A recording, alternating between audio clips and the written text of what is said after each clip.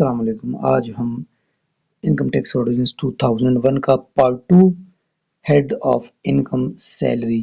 یہ head of income کا سب سے پہلا ہیڈ ہے سیلری۔ ابھی سیلری کیا ہوتی ہے تو سیکشن 12 سیلری کو ڈیل کرتا ہے۔ سیکشن 12 بتاتا ہے سیکشن 12 کا close 1 any salary received by an employee in a tax year other than salary that is exempt۔ اچھا، سب سے پہلے میں یہ بات بتاتا چلوں کہ سیلری تب سیلری ہوگی، مطلب تب under the head income from salary وہ کاؤنٹ ہوگی جب کہ یہاں پہ امپلائر اور امپلائی کا ریلیشن ہو، یعنی ایک امپلائمنٹ ہو۔ ڈیو ٹو امپلائمنٹ جو بندہ جو پرکوزٹ جو ریمونریشن جو سیلری جو اماؤنٹ ریسیو کرے، so that would be called salary. Otherwise اگر وہاں پہ امپلائر یا امپلائی کا ریلیشن نہ ہو، یعنی ڈیو ٹو امپلائمنٹ وہ نہ ہو، سو اس کو ہم سیلری نہیں کہیں گے۔ جو ہیڈ میں فال کرتے تو اسی ہیڈ میں ہم فال کریں گے۔ تو یہاں پہ سیلری وہ ہوگی جو کہ ایگزیمپٹ نہ ہو اور جو کہ امپلائر کی طرف سے امپلائی کو دی جائے، سو دیٹ سیلری۔ ابھی سیلری ہے کیا کیا کیا چیزیں سیلری میں آتی ہے؟ کلاز 2 پھر ڈیٹیل سے بتاتا ہے salary means any amount received by an employee from an employment whether in revenue or capital nature including۔ کیا کیا انکلوڈ ہے اس میں؟ any pay تو ظاہری بات ہے کہ ہم جانتے ہیں جو کہ منتھلی پے ہوتا ہے۔ wages جو کہ ڈیلی ویجز ہوتے ہیں وہ بھی سیلری ہوتی ہے۔ other remuneration provided by an employee to an employee including جو لیو پے اس کو دی جاتی ہے امپلائی کو، اوور ٹائم پیمنٹ ہو گیا یا بونس ہو گیا، کمیشن ہو گیا یا فیس یا other gratuity condition supplement such as unpleasant of dangerous working conditions. یا ڈینجرس ورکنگ کنڈیشنز اگر آپ دیکھیں، کچھ لوگ کیمیکلز میں کام کرتے ہیں، سیمنٹ فیکٹری یا اور کیمیکلز میں، تو ان کو ان کی تنخواہ سے علاوہ کچھ اماؤنٹ دیا جاتا ہے تاکہ وہ اپنی صحت کا خیال رکھے۔ سو دیٹ از انپلیزنٹ اور ڈینجرس ورکنگ کنڈیشنز اس کو کہا جاتا ہے۔ بی میں پھر کہتے ہیں any پرکوزٹ weather convertible to money اور ناٹ۔ اگر وہ منی میں کنورٹیبل ہو یا منی میں کنورٹیبل نہ ہو، لیکن اگر کوئی پرکوزٹ امپلائر کی طرف سے امپلائی کو دی جائے، سو وہ بھی سیلری کا حصہ ہوگا اور وہ سیلری میں ایڈ ہوگا اور پھر اس پہ ٹیکس لگایا جائے گا اس ریٹ کے حساب سے کہ اس پہ کتنا ٹیکس لگایا جائے۔ سی میں پھر کیا کہتا ہے کہ the amount of any allowance provided by an employer to an employee including a cost of living۔ اگر کاسٹ آف لیونگ ہائرنگ کے لیے کوئی امپلائر اپنی امپلائی کو کچھ اماؤنٹ دے رینٹ، یوٹیلیٹیز، ایجوکیشن، انٹرٹینمنٹ وغیرہ کے لیے یا ٹریول الاؤنس، یا امپلائر کی طرف سے جو بھی الاؤنس وغیرہ انٹرٹینمنٹ وغیرہ سب جس کی مقصد کے لیے بھی دی جاتی ہے، سو وہ سیلری کا حصہ ہوتا ہے۔ اس سے پہلے جس طرح ہم نے بتایا کہ یہاں پہ امپلائر اور امپلائی کا ریلیشن لازمی ہے، تو یہ سیلری کا حصہ ہوتا ہے اور یہ سیلری میں ایڈ ہوتا ہے۔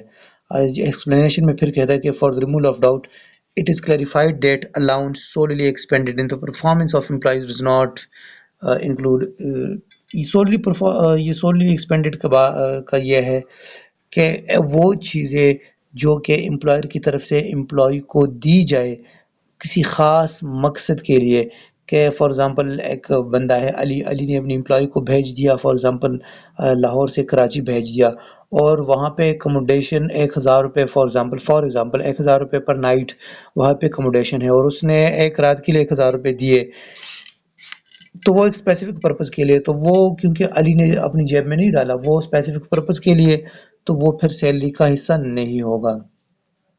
allowance which is not wholly exclusively necessarily actually spent on behalf of the employer۔ اچھا، ڈی میں پھر کیا کہتا ہے the amount of any expenditure incurred by an employee that is paid or reimbursed by the employer other than expenditure incurred on behalf of employer۔ وہی بات ہے جو ہم نے اس سے پہلے کہی۔ اچھا جی، یہاں پہ کہتے ہیں ای میں the amount of any profits in lieu of any or in addition to salary or wages including any amount received as consideration for person's agreement to enter into an employment relation۔ اگر کوئی بندہ کسی employer کے ساتھ employment relation میں inter ہوتا ہے اور وہ وہاں سے کچھ کنسیڈریشن وغیرہ لیتا ہے، تو یہ بھی سیلری کا حصہ ہے، یہ بھی جا کے سیلری میں ایڈ ہوگا اور پھر اس پہ ٹیکس لگایا جائے گا جو ریٹس اس کا بنتا ہے۔ 2 میں پھر کہتا ہے as consideration for an employee's agreement to any condition of employment اور any changes to the employee's condition of the employment. Same بات ہے. نمبر تھرڈ میں پھر کہتے ہیں on termination of employment whether paid voluntarily اور انڈر این اگریمنٹ. اچھا اگر کوئی بندہ کسی امپلائر کے ساتھ اگریمنٹ پہ ہے اور اس اگریمنٹ ختم ہونے کے بعد اس کو کچھ اماؤنٹ ملتا ہے، یا اگر وہ اس کو والنٹیرلی وہ فارغ کرتا ہے امپلائی کو اور اس کو کوئی گولڈن ہینڈ شیک وغیرہ یا کوئی لمسم کچھ اماؤنٹ دیتا ہے، سو وہ بھی سیلری کا حصہ ہوتا ہے اور جا کے سیلری میں ایڈ ہوگا. فور میں پھر کیا کہتا ہے، فار پروویڈنٹ اور ادر فنڈ. اچھا جو پروویڈنٹ فنڈ وغیرہ ہے یہ بھی سیلری کا حصہ بن جاتے ہیں. As consideration of an employee's agreement to restrictive covenant in respect of any past present. اور اچھا کسی پاسٹ وقت کی وجہ سے یا پریزنٹ وقت کی وجہ سے اگر امپلائی کو کچھ ملتا ہے، یا پہلا کوئی بندہ کسی بندے کے ساتھ امپلائی تھا پاسٹ میں اور اس کی وجہ سے اس کو کچھ بینیفٹ ملتا ہے، جس طرح کہ ہم نے اوپر پڑھا کہ whether that is in monetary term or not in monetary term, so وہ سیلری کا حصہ ہوگا. اینی پینشن اور اینوٹی اور یہ سب کچھ یہ سیلری کا حصہ ہے، جا کے سیلری میں ایڈ ہوتا ہے. Any amount chargeable to tax as salary under section 14. Section 14 employee share scheme, وہ آگے جا کے ہم پڑھیں گے. تو امپلائی شیئر اسکیم کی وجہ سے امپلائی کو جو ملے تو وہ بھی اس کا حصہ ہے، سیلری کا حصہ ہے. ابھی یہاں پہ اگر ہم دیکھیں کلاس 4 میں، تو کلاس 4 میں پھر کہتا ہے کہ no deduction shall be allowed for any expenditure incurred by an employee in deriving amounts chargeable to tax under the head salary. اچھا جو سیلری سے جو انکم جنریٹ ہو جائے تو اس پہ کوئی ڈیڈکشنز نہیں ہے. ڈیڈکشنز کے بارے میں ہم نے اس سے پہلے سیکشن میں پڑھا.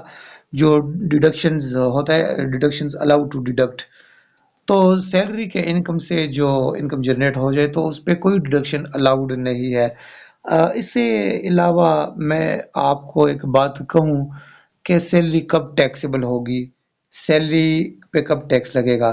سو سیلری دو صورتوں میں وہ ٹیکسیبل ہوگی، receipt basis and receivable bases.